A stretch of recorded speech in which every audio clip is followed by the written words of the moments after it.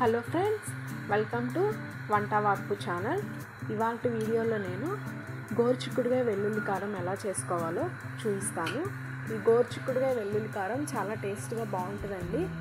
గోరుచిక్కుడుకాయలు చాలా మంచిది, దీంట్లో ఫైబర్ ఎక్కువగా ఉంటుంది, కాల్షియం కూడా ఎక్కువగా ఉంటుంది. షుగర్ పేషెంట్స్ తింటే చాలా బాగుంటుంది. ఇది ఎలా తయారు చేసుకోవాలో చూపిస్తాను. దానికి ముందుగా నేను గోరుచిక్కుడుకాయలు తీసుకున్నాను. ఇలా గోరుచిక్కుడుకాయలన్నీ తీసుకొని మొత్తం ఈనెలు లేకుండా మొత్తం ఇలా కట్ చేసుకొని పెట్టుకున్నానండి. మొత్తం ఇలా ఈనెలు లేకుండా కట్ చేసుకొని తీసుకున్నాను. వీటిని మనం శుభ్రంగా వాష్ చేసుకున్నాము. ఇలా వాష్ చేసుకునే చిక్కుడుకాయలు ఉంటాయి కదండి, వీటన్నిటిని కూడా మనం వేరే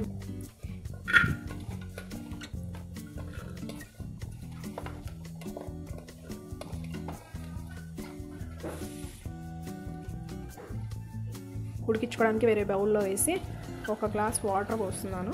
చిక్కుడుకాయల క్వాంటిటీకి తగ్గట్టు వాటర్ పోసుకోండి. నేను 2 గ్లాసులు వాటర్ పోస్తున్నానండి. ఈ చిక్కుడుకాయలకి సరిపడా 2 గ్లాసులు వాటర్ పోస్తున్నాను.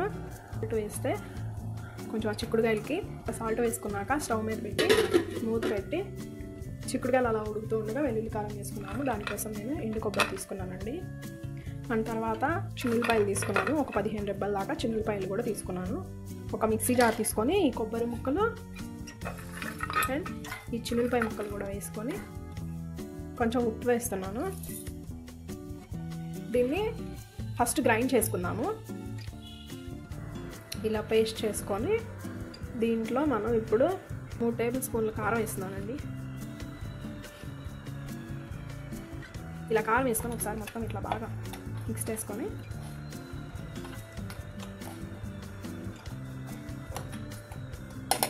దీన్ని ఒకసారి నేను మళ్ళీ మిక్సీ పట్టుకుంటున్నాను. ఆ కారం అంతా కూడా బాగా మిక్స్ అవ్వడానికి మిక్సీ పట్టుకుంటున్నాను, గ్రైండ్ చేసుకుంటున్నాను. ఫైనల్గా ఇలా గ్రైండ్ అయిపోయింది. కారం వేసుకున్నాక కూడా నేను ఇలా గ్రైండ్ చేసుకొని పెట్టుకున్నాను.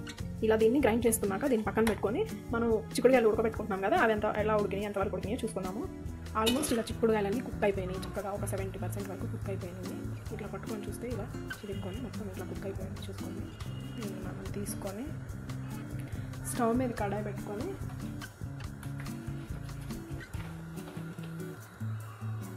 కొంచెం ఆయిల్ వేసుకొని ఆయిల్ కొంచెం హీట్ అయ్యాక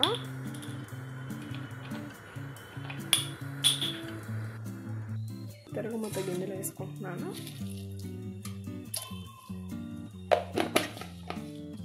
వీటిని లైట్గా ఇట్లా ఫ్రై అయ్యాక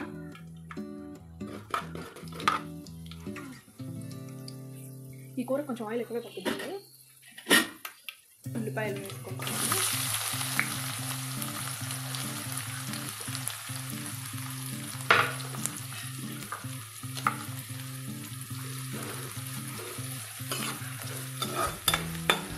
వీటిని కొంచెం బాగా గోల్డెన్ కలర్ వచ్చే వరకు ఫ్రై చేసుకోవాలి.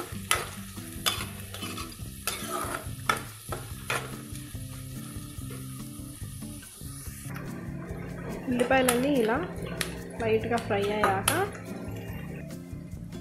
కరివేపాకు వేసుకుంటున్నాను.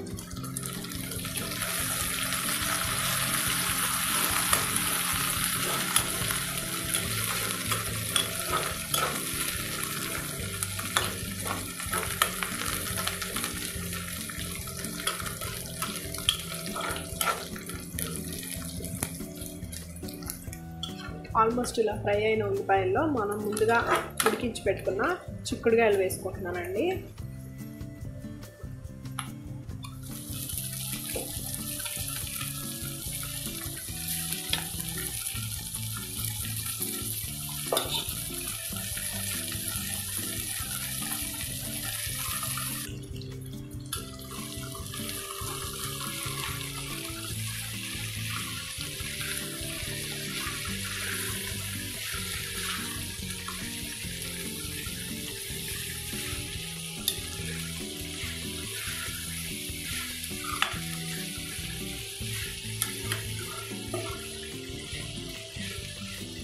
మీరు ఈ స్టేజ్లోనే కొంచెం సాల్ట్ కూడా యాడ్ చేసుకోండి. నేను ఆల్రెడీ వేసాను కాబట్టి వేసుకోవట్లేదు. మీకు ఒకవేళ సరిపోదు అనుకుంటే మీరు వేసుకోండి.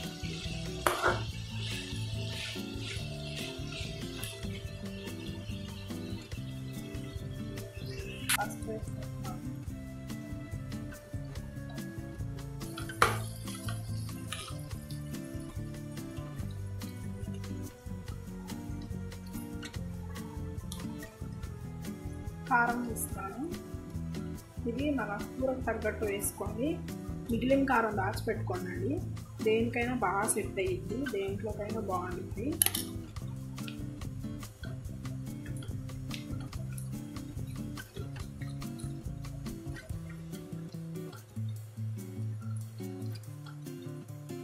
ఇలా కారం వేసుకొని బాగా లైట్గా ఇట్లా ఫ్రై అయ్యేదాకా కొంచెం సిమ్లో పెట్టుకొని ఫ్రై చేసుకోవాలి. అంతేనండి, ఎంతో టేస్టీగా చాలా బాగుంటుంది. ఒకసారి మీరు కూడా ట్రై చేయండి. ఎలా ఉందో నాకు కామెంట్లో చెప్పండి. వెరీ టేస్టీ అండ్ చిక్కుడుకాయ ఫ్రై రెడీ అయ్యిందండి. మీరు కూడా ట్రై చేసి ఎలా ఉందో నాకు ఒకసారి చెప్పండి. మీకు నచ్చితే షేర్ చేయండి, సబ్స్క్రైబ్ చేసుకోవడం మాత్రం అస్సలు మర్చిపోకండి. Thank you for watching.